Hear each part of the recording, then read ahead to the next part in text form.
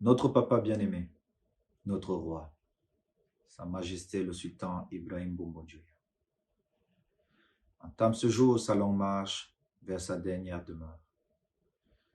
Je me joins aux prières du peuple Bamoun en particulier et à celles du peuple camerounais en général, au moment de cette douloureuse séparation. À titre personnel, je suis doublement attristé.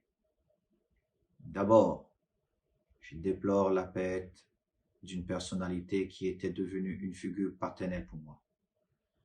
Le sultan m'a gratifié de son affection et de sa considération, allant jusqu'à m'élever au prestigieux rang de notable de son royaume.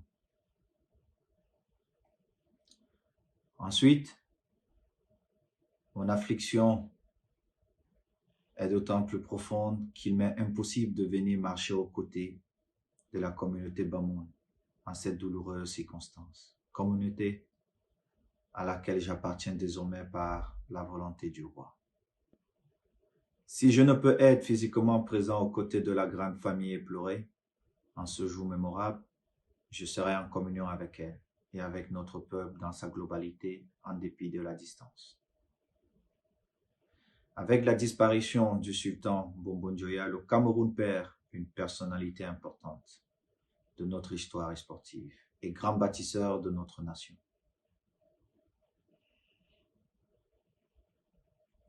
Il me reste à prier le Très-Haut, notre Dieu Tout-Puissant, d'accueillir le sultan Ibrahim Bombodjoya auprès de lui.